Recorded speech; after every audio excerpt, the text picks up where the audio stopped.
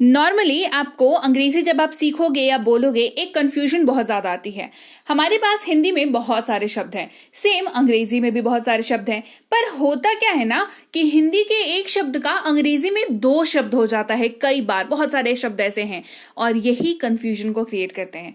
आपको नहीं होना है कंफ्यूज, क्योंकि आप देख रहे हैं संरीति इंग्लिश एकेडमी। मैं हूं प्रीति मैम। सब्सक्राइब करके बेल नोटिफिकेशन ऑन कर देना। ये सारी कंफ्यूजन को आज दूर करेंगे और हमारी ऐप, हमारी पेड क्लासेस, हमारी किताबों से जुड़ी हुई कोई भी जानकारी के लिए इस नंबर पर व्हाट्सएप मैसेज कर लेना।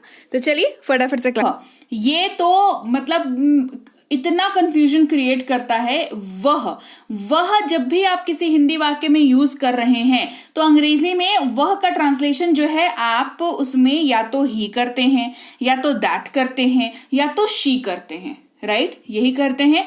लेकिन ये कैसे समझेंगे कि ही करना है कि शी करना है कि दैट करना है? मैं बताती हूं। आपको ये समझना होगा कि ही और शी जो है वो इस्तेमाल होता है किसी पर्टिकुलर पर्सन को सूचित करने के लिए। ही का इस्तेमाल मेल के लिए, शी का इस्तेमाल फीमेल के लिए। ठीक है, जैसे वह एक शिक्षक है तो कहेंगे he is a teacher. Simple.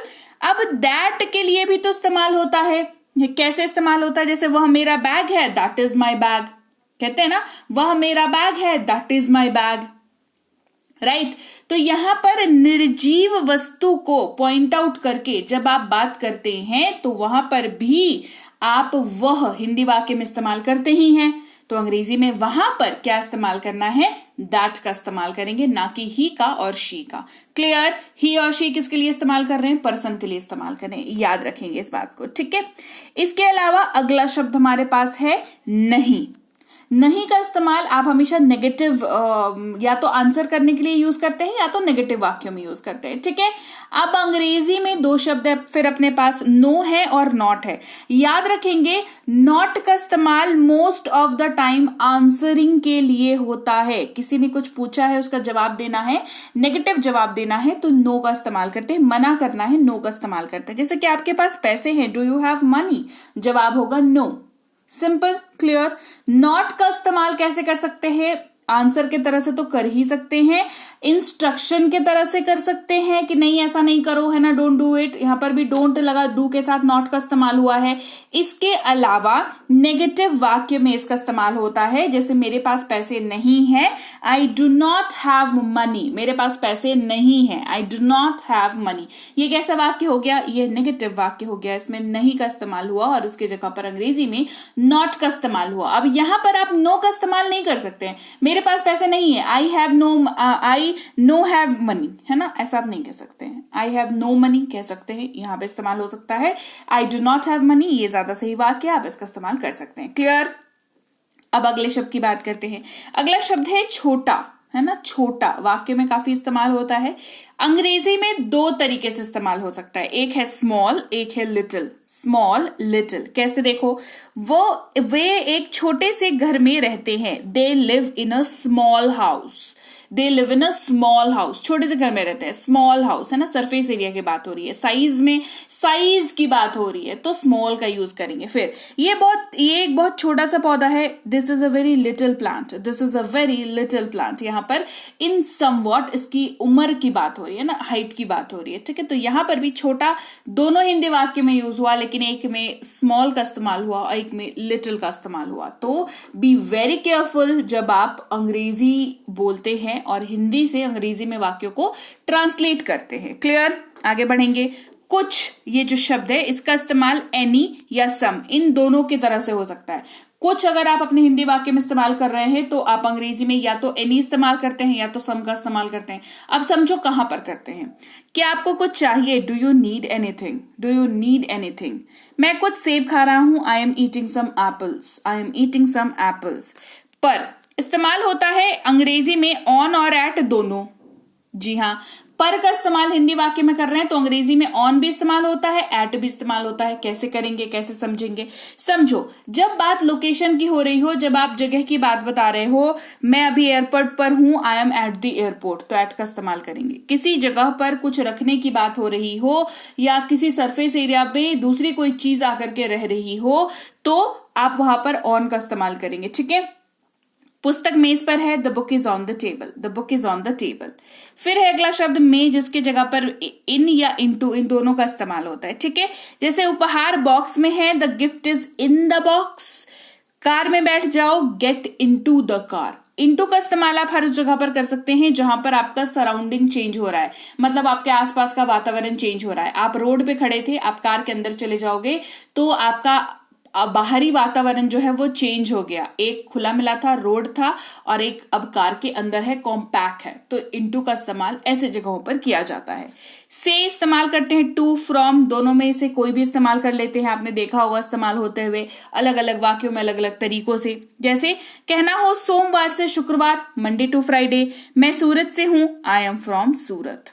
दोनों में से का इस्तेमाल हो रहा है, लेकिन एक फ्रॉम इस्तेमाल हो रहा है, एक में टू का इस्तेमाल हो रहा है, ठीक है।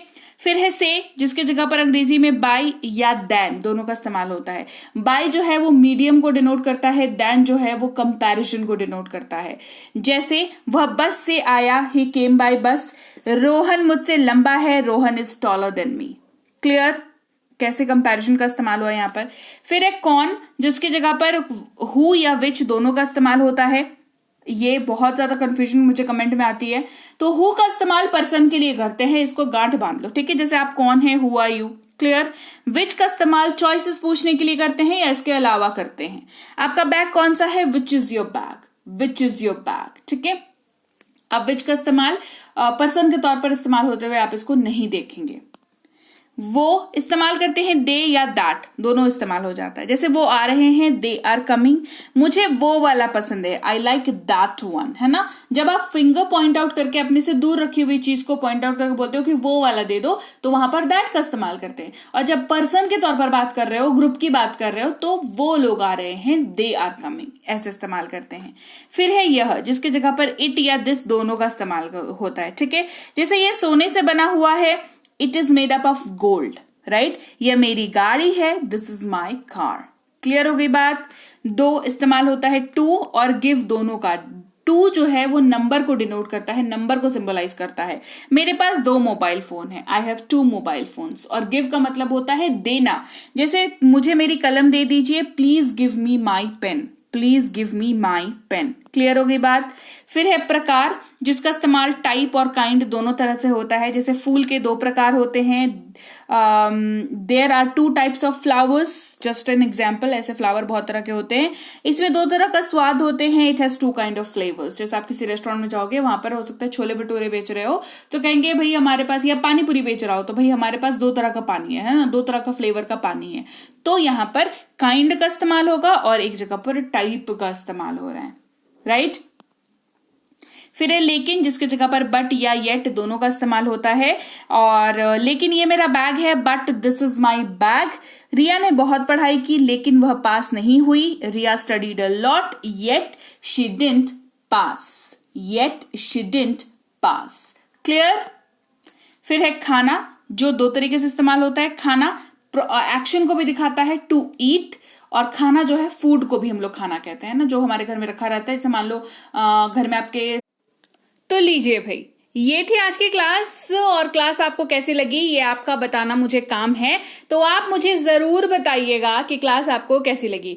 बढ़िया लगी है कमेंट सेक्शन में बताइए। क्लास को लाइक कर दीजिए, शेयर कर लीजिए। आप देख रहे हैं समृद्धि इंग्लिश अकेडमी, सब्सक्राइब करके बेल नोटिफिकेशन को ऑन कर लीजिए। इसके साथ ही अगर आप कोई कोर्स करना चाहते हैं, जैसे बेसिक से प्रो, ये स्पोकन इंग्लिश का कोर्स है, इंग्लिश राइटिंग का कोर्स, ग्रामर का कोर्स, रीडिंग का कोर्स और ये ई बुक्स, ये सब कुछ आपको मिल जाता है हमारी ऐप समृद्धि इंग्लिश अकेडमी पर। इस ऐप को आप गूगल प्ले स्टोर से डाउनलोड करके इंस्टॉल कर लीजिएगा। यहाँ पर आपको फ्री और पेड दोनों तरह की क्लासेस मिल जाती हैं। साथ ही ऐप से संबंधित और अधिक जानकारी के लिए इस नंबर पर संपर्क कर लीजिएगा। हमारी ई बुक्स जो है इस वेबसाइट पर भी अवेलेबल हैं। ई बुक का मतलब होता है पीडीएफ वाली किताबें, तो आपको इनको जो है डाउनलोड करना जरूरी है। इसके अलावा हमारा व्हाट्सएप का ग्रुप, हमारा टेलीग्राम का चैनल जरूर ज्वाइन करके रख लीजिएगा। रोज जो क्लास आएगी आपको सीधे आपके मोबाइल पर मिल जाएगी और आप आसानी से क्लासेस को अटेंड कर पाएंगे।